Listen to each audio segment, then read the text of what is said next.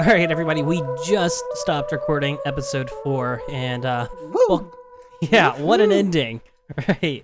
Um, so this is we're calling this Backtrack because it's both a roulette term and it's applicable to what we're about to do. We're going to go back and kind of talk about each of the episodes that we were in control of and kind of what we were doing with the story, what we might have done differently, that kind of stuff, and what it was like to collaboratively DM/GM an entire adventure together. We've got everybody here, me, Keaton, we've got Luke, Noah, Hunter, all of us here. I'll get us started here since I started off the adventure back in episode 1, all that time ago. So long ago. I know, it took us a while to get through 4 sessions, but you know, well, that's how it goes.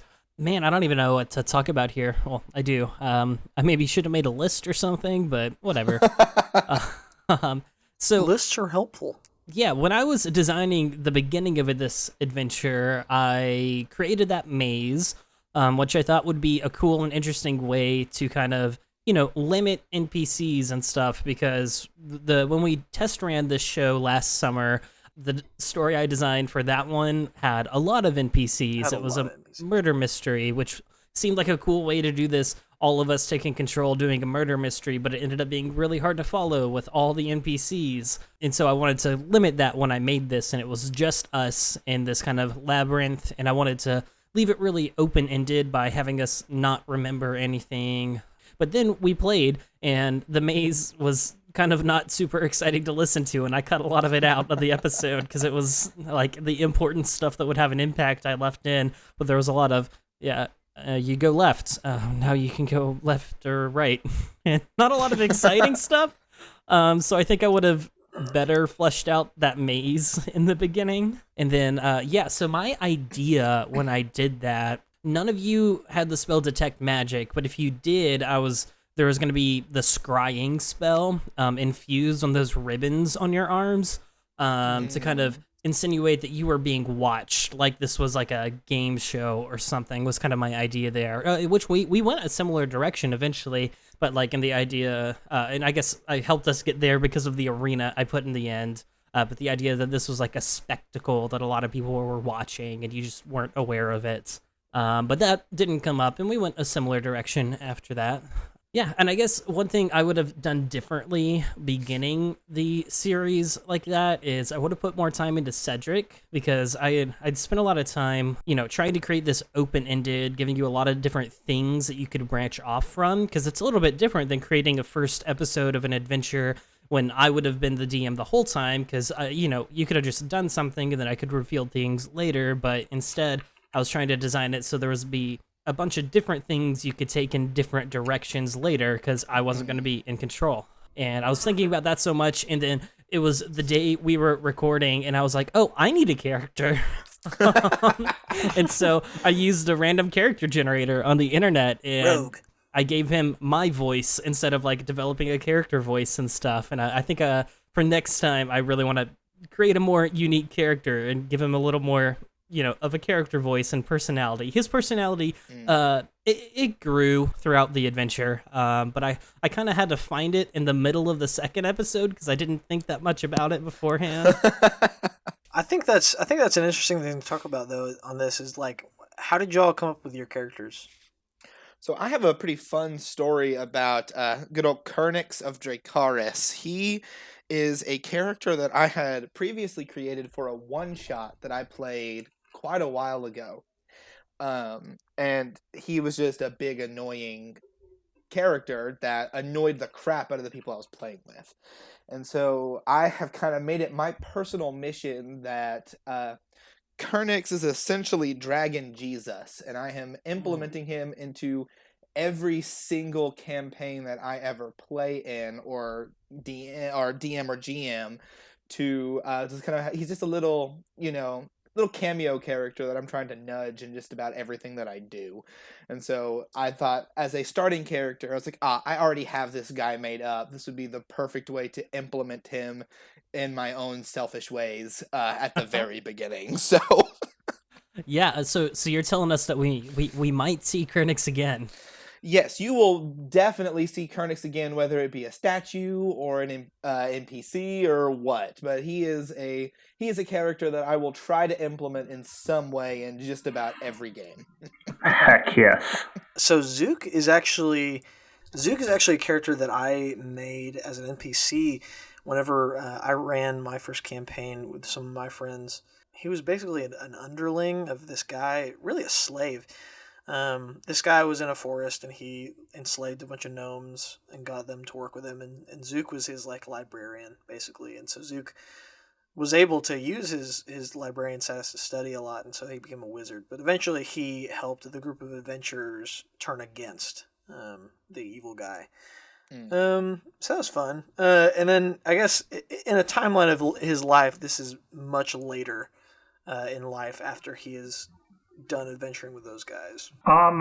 So for me, I've played like a lot of like fighters and paladins, a lot of like big beefy boys who would always like be like, like everyone else get behind me, I'm gonna like fight our way through and stuff. So I wanted to do something very like different than that. So Tom was kind of my not necessarily like polar opposite of like the big beefy boy, but he was kind of like, what if I just took kind of like, this like ordinary dude and I sprinkled like a little bit of D&D in and like just saw what happened. And like over time I was like, I'm going to add it to his personality this way and his personality this way. I just kind of had like a vague idea of what I wanted him to be. And like, I would just get in a situation. I was like, what would this dude do in this situation? And then I would react to it. Yeah, and I think that's honestly a good way for characters to grow. Because sometimes we can kind of get into this pitfall of creating this intense backstory for our characters, and then when we play, they don't really show much of that. And I feel like a lot of the best RPG characters kind of come out when they kind of like develop throughout the story a little bit.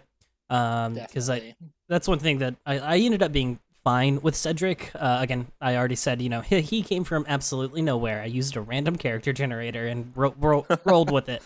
However, in the beginning, I was kind of treating him like, I don't want to be here because I didn't want him to do all the work for you. I wanted you guys, since I was the first GM, to kind of, play the game. I didn't want to like railroad with my character in the very beginning. And then I just kind of turned that into his personality trait through the rest. Then eventually, I didn't just, for the people out there, I didn't just cop out of the backstory portion. I decided I did create a backstory for Cedric, and that he grew up in like the slums of Waterdeep, and from a young age like had to start stealing and killing just to like make money. And however, like even though he couldn't remember, like deep down he had a feeling that like he wasn't gonna like the person that he was, and that maybe he could just decide not to remember, even though he couldn't remember what it was, and just decide to be a brand new person with this opportunity, kind of leave it behind and to lead a new life. But yeah, that's Cedric. Yeah, and I think, however, I was pretty pleased. It was honestly a cool thing to see this like beginning of a story that I created fleshed out by all of you. That was a really cool experience to see like you take the ideas I started and move them into something else, especially with episode 2, Noah, and like what you did with it. Do you want to talk a little bit about like what you took from what I did and how you developed episode 2?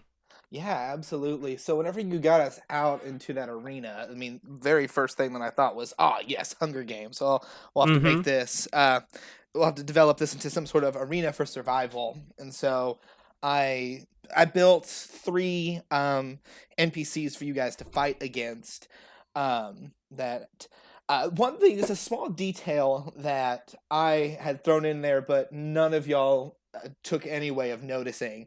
But if y'all had even thrown a perception check for the 3 NPCs that were also in the arena, you would have noticed that they were also wearing ribbons, but they were wearing different colored ribbons. And they were wearing a light blue ribbon while you guys were wearing a deep red ribbon.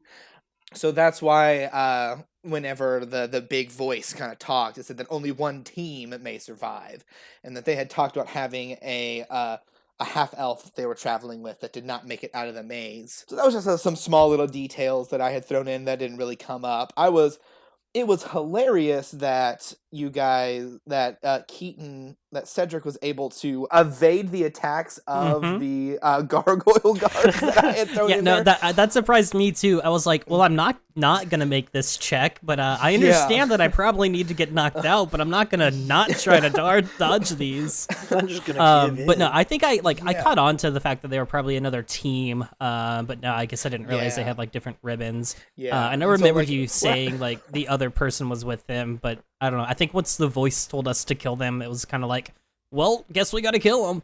Yeah. And so whenever, so then after that, whenever you guys kind of pass out and they take you all to the laboratory area, what I did, I had drawn out a very linear map that had like 2 little paths in it that converged into that big area with Bill in it.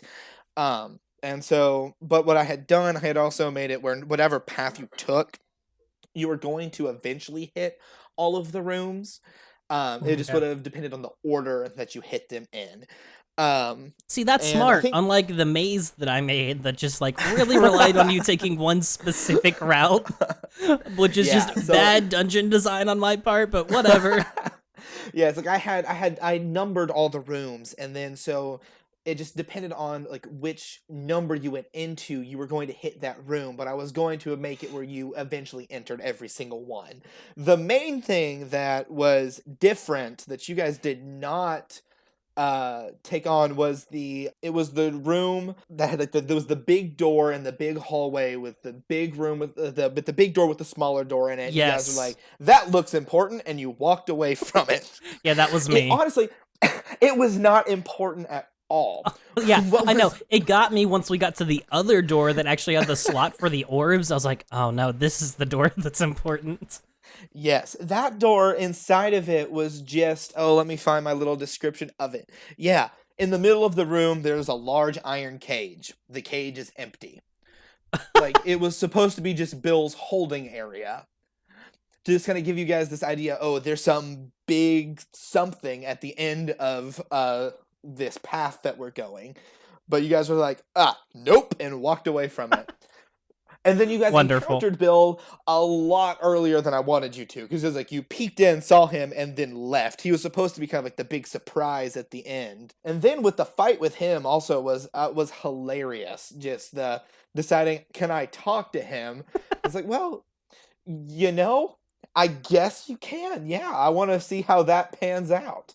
Because he was definitely supposed to be something that you were supposed to fight, but there's probably a brain or two in there somewhere. Exactly. And so it was a monster that I had found on some homebrew site that was way overpowered. I nerfed him a ton just to make it at least a fun fight that hopefully wouldn't have killed you. What was the name of that monster? It was called a makeshift mauler. Was the name of the monster. And so I just thought he looked really cool and was like, you know what? I've had this stat block saved for him for a little while, so might as well throw him in there too. And yeah, so then I wanted, it was, for me, being the second person to go was honestly, I think, the easiest job, because it was just, okay, what are the hooks that Keaton left for me that I can latch onto, and how many details can I spread in, and then just throw one giant hook by throwing at, yes, there's a tower in front of you, and just letting it go from there, but trying to implement as many little details and things that could be picked up and moved on with. Yeah, and I think it ended up like playing really well, because, we the way we did this is we didn't ever level up. We were all level 5 the whole time. It was almost in like good job to all of you for like doing this. Still like pacing out the battles so that they got harder and harder without killing us in the middle. Because had we like encountered a really hard fight with Bill right then and there, it could have even like lessened our eventual, combat with the Neeekromancer at the end. And so like I think it ended up working out really well that way. Yeah, what is one thing you might have done differently in that? I think for me, I think the main thing that I would have wanted to work on was, developing this Kernix's character that, especially during my run, I kind of forgot that he existed and kind of just had him trailing along with you guys. And so discovering okay, how do his voice is my hardest thing because I couldn't never remember how to do his voice exactly. So I'm sure it sounds slightly different in all the episodes. I had that problem with Zook. So it's like, okay, how do I create a solid character, but then also remember to role play him while I'm managing the game? Yeah, So- that definitely is a challenge because again, like I created Cedric purely so that there wouldn't be a lot to do with him. But Yeah. I can definitely understand that how it can be hard in this like system that we're running to remember to actually role play your character as if they're still just as important as they were before, but also doing everything else without like railroading and overpowering it with your character. Yeah, it's a lot to think about, but it honestly, I mean, the day that I GM'd was like I had so much fun, and so like it's really awesome to play with both, but it is a definite challenge of okay, how do I balance making sure that I'm doing everything that I'm supposed to do in this moment? All right, Hunter, you were the lovely GM of episode 3, the Neeekromancer. Do you want to talk a little bit about how that went? I know there's something very curious I'm about there. I really want to hear about like what would have happened if we had followed Bill into the woods. But you can get to that if you want to just talk about like how you took things from before and implemented them into something new. Yeah, for sure. So I really enjoyed going third because I felt like there had been like a solid foundation laid by like you and Noah. You had really like started to like give me like a setting and like to tell this story, and like I had a lot to work with. I knew one theme I was really interested in like exploring was the lost memories. That was something to me that was like that seems like a very like intriguing part of this story, and like I think that's something that could be really cool and like we could explore. Yeah, and I think that's awesome because that was the one thing that I had no plans for. Like I kind of planned on this like Hunger-esque game like spectacle that I kind of had in mind, but I was like, I'll just like get rid of their memories because I don't want to spend 45 minutes in the beginning talking about backstories.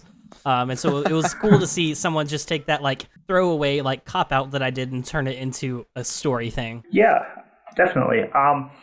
And then I just ended up having like a good amount of time to like plan it. So I kind of looked at it and I was like, I want to kind of like have like a couple of like rough outlines where like I could take it like this way or I could take it like this way. And then like I'll kind of like put a choice in front of them and like if they choose like this, then we'll go with like this outline. If they choose this, then I'll go with this outline. So I introduced the character of Job. And then I kind of gave you the first like big choice, which was like, you can either go with Job, who represents like, we got to go back, we got to fight this Neekromancer, or, you can go with Bill, who represents like, we got lucky that we didn't get killed so far, like, let's just not worry about the Neekromancer and let's get out of here. Yeah, which that even for me, I think that's a little bit of a challenge in any RPG, like, but especially more so on this like episode by episode kind of RPG, because when it came to that choice, Cedric didn't want to go back because that was kind of the character I'd made. He was like, someone's obviously playing a game with us here, and I want no part of it. And so when he saw the opportunity to leave, he wanted to leave. However, I was easily convinced back because you let us know after the fact that you actually had planned stuff for if we left. But then I think it was Zook and Luke who was like, this might be what the DM's wanting us to do in this, one episode adventure, which made sense to me. And so it's kind of a challenge to like role play your character with their like what they want to do versus like doing the story that our lovely GM has set up for us. I just knew that, like, I was sitting there thinking, like, man, this monster was created so that we could fight it, and the fact that it's now on our team is, like, I think super OP. It's like, in my mind, I was like, I think Hunter's just trying to get rid of the monster so that we can go up into the tower. And so I was like, I did that little quippy line with Zoot being like, I think this is just our GM saying that he wants to, to get rid of the overpowered creature. But anyway. That's definitely one thing I thought about, because, like, I know Noah sent in here, like, the, like, stat block for him, and I was like, oh, dang, this guy is actually, like, super strong. But I definitely did want that to be like a legitimate option. I know it kind of like there was like a lot of setup of me like talking about the tower and the like spell that was around it where like you couldn't see it from outside and stuff. And there was a lot of setup for going to the castle, but like I did want to have like a legitimate option for like if they're just like, we don't want to go fight this guy and we're just gonna leave. So the option that I prepared for that was basically you and Bill were going to go into the woods, and I created several just like giant animals that were going to like in turns attack you, and they were kind of going to get like progressively harder. And those fights were going to happen, and then like eventually I had a certain point where if you arrived in the woods, you were going to get ambushed by the gargoyle guards, and that magician who you fought in the tower, you were basically going to fight him. So both of the scenarios kind of ended with him being like the like end mini boss, but like the way you got to them would have been different. And again, that's good planning.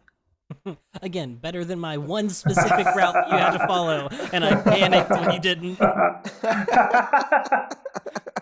My lesson has been learned. Hunter, what's one thing you would have done different during your episode? I think if I would have done one thing differently, I think when we were like going into the tower, I think there were maybe some like just kind of like setup I could have done better for that. I was pleased overall with how it went, but there were just a couple of things about it that I felt were kind of like that I did where they were just kind of like clunky, and like I maybe would have just polished it more. All right. That's fair. We did spend, again, 25 minutes climbing over a wall in that episode. Also fair. Yeah, but so with the last episode, I just had in my mind, like, I want a big boss fight. Because I felt like that was one thing that had been, like, a little lacking. And, I mean, like, we had plenty of action in the last episode, with all the gargoyle guards, but I was like, man, I really want a big bad. And so I kind of did railroad you a little bit, and like Zoot kept on saying like, I think we should kill him, and that kind of thing. But yeah, I tried to come up with who would be behind a big arena and a huge like I don't know like illusion based thing to keep people like away from the tower, and who would be behind a giant meat monster. And I was like probably a necromancer, and Hunter had said he was a necromancer or Neeekromancer. And also, I had planned on naming him after a character in my past campaign, but then as soon as you said, like, someone said, like, I think, what's his name? And he said, like, let me introduce myself. And then I was like, wait, his name is Neekromancer. Oh, so you came up with that on the spot? Yeah, that was that's incredible. See, that's I great. thought when you did that, when you did that, I was like, oh, that's so clever. When he was planning for this, he was going to take that joke and make it canon. But that's even more impressive that you did it on the spot. Actually, if I'm being completely honest, I had a job interview earlier today, and a lot of this was completely on the spot. I didn't. When you knocked on the door and he said hello, like that was the first time I'd ever used his voice. When I was originally thinking of it, I was thinking about having him be low and grovelly and talk like this as a really scary man. But then, like, he just ended up being like hello, and then it was. Why would someone be like that? And it's that moment when someone like walks in at you in the bathroom and you're like, ah! Like your voice goes up and you're like, ah, sorry. So, and I was like, well, so did you come up with the bathroom with like the bathtub on the spot too? Yeah, and then the gargoyle. I knew that there were gonna be gargoyle guards, but I didn't know how I was gonna get them in the room. And then I was like, it's a bloodbath. First off, I was pretty proud of that joke. Yeah, that was good. Bloodbath. But then I was like, well, what if they were made of the blood and viscera that he was taking a bath in? So they rose out of the bathtub, and then we did battle. But yeah, the Neekromancer was kind of a glass cannon. He didn't have... I mean, he had a hefty number of hit points, but Kernix was blowing through them. And then whenever I had him kneeling down, he was at 1 hit point. Oh, so wow. if someone had like... Because I know Cedric, I was you asking went down. after he kneeled down if I could hit him or not. So I guess if I'd attempted I to, was just saying, like there were people in between you and him at that moment. But if you had like sidestepped a little bit, you totally could have hit him. Yeah, so I guess if I'd been like, well, I want to step over a bit and still shoot him, I could have ended it a lot sooner before before Koenig's down, before my friend died, before I died, before any of that. Yeah, but and then he gained another 10 hit points. And then Zook hit him for I think it was 11. So, or he gained 9 hit points. And Zook hit him for exactly 10, and so it froze away. But yeah, I was just kind of I've had this in my mind, like his motivation. I was like, how can I piece all this together to make a bad guy that actually is like threatening? And I was like, okay, well, what if so people come to this arena to watch fighters. They come to the arena to watch fighters. How do they get the fighters? Well, what if they take the people who are coming to the arena to watch fights, like secretly, like they get kidnapped basically by the gargoyle guard, and then their memories are taken so that he can study them and learn about people all over the world, find out weaknesses and secrets and some whatnot, and then he can take that knowledge and still use the bodies. So he puts the fighters and he gets the strongest of fighters, and he basically mashes all of those fighters together and to make these Williams, these Bills, these giant meat monsters and so eventually once he has enough, he can go out and just take over the world. So that was like his reasoning, and I guess his thought process was like, if I have this power, why shouldn't I use it? Is that really evil? I mean, you have a bunch of bloodthirsty people coming to watch people fight all the time. I'm using them to, that's obviously what they want. If they have this bloodlust, if they want to see people fight each other and kill each other, then surely this must be a good thing for the whole kingdom. So that's kind of his rationale, he was kind of logically rationalizing his dirty deeds. So I don't know if that all came across, but that was going through my head. Yeah, it did. Mainly when you said that. Verbatim. Yeah. I wanted to make it really clear so that no one would be confused. That's fair, and I appreciate that, because I'm sure that was challenging to be the final one, to piece it all together and make it kind of make sense, especially in this format where like we were all kind of winging it to a sense. Obviously it was more structured, but this is essentially structured winging it. So yeah, no, it was good.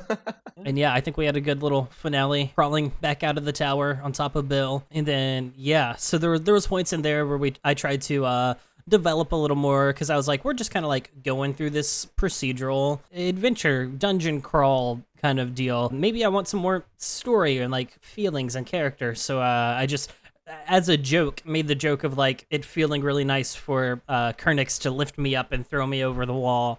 And then that just kind of like developed into something. I was playing a romance the rest of the time. Once that happened, I felt like, it. Oh, there we go. That was something that I wanted to explore as much as possible. That was hilarious. That was great.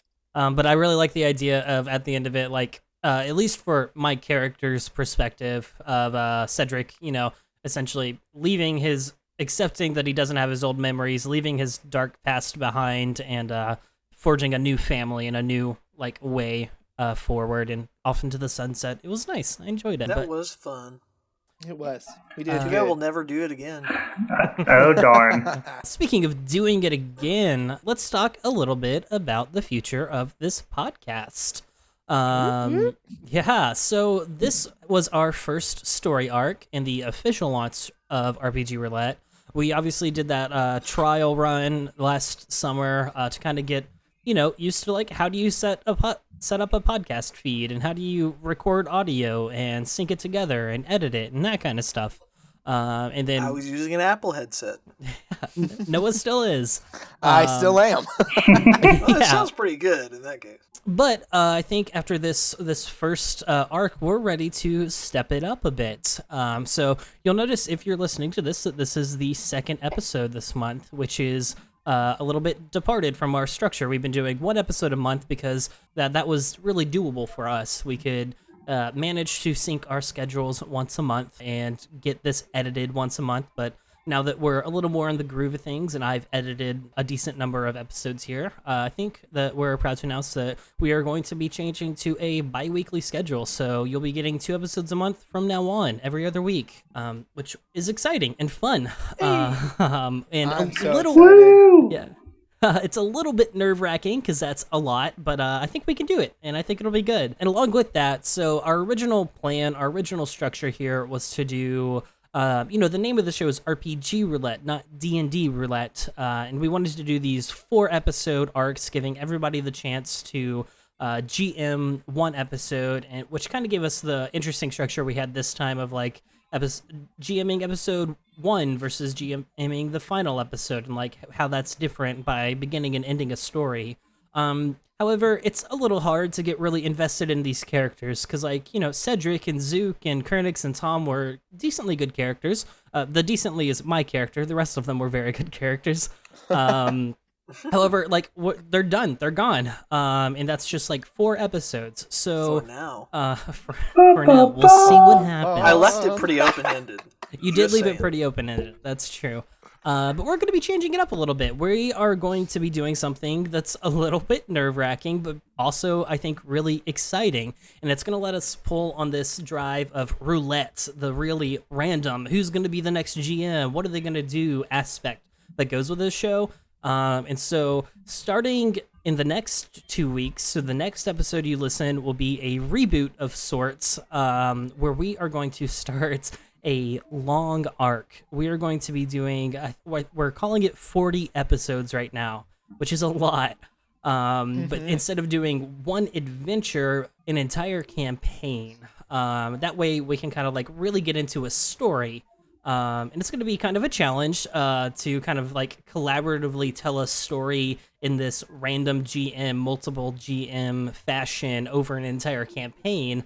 But I think that'll also lead to a really cool storytelling opportunity and a really cool format. And the way it's going to work is we are going to have a pool with all of our names in it 9 times. And it will be drawn from randomly at the end of every episode.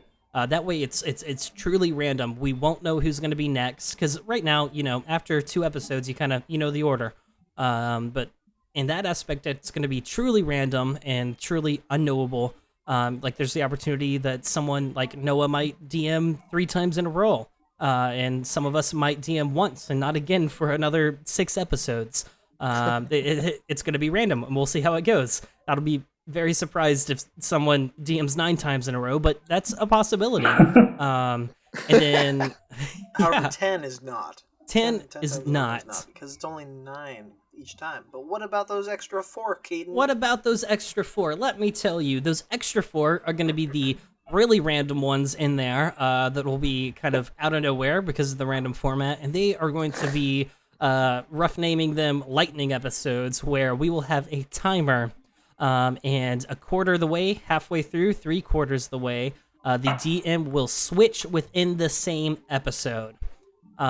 Which You should find a roulette term for this. Yes, I'll find a roulette term for it somewhere after this. Believe it or not, I don't gamble often. I don't know a lot of roulette terms. I googled roulette terms and I was like, Backtrack. That's wonderful for this. But yeah, so that'll be 40 episodes, an entire campaign length. That we're going to be doing after this. So if you've been enjoying the show, you got a lot to look forward to as we get into a whole campaign in this format. And yeah. Yeet. I am personally super excited. I think this is going to be fantastic. Me too. Me too. Me too. Mewtwo? Me too. Mewtwo, yes. You too. But yeah, if you guys want to support the show going forward, the best way to do that is to listen to it. And the second best way to do that is to tweet about it and to leave us reviews. If you enjoyed the show, leave us a review on whatever you listen to it on. Specifically, if you're listening to it on the iTunes, their algorithm really is based on reviews. And that'll really help us grow and get more exposure.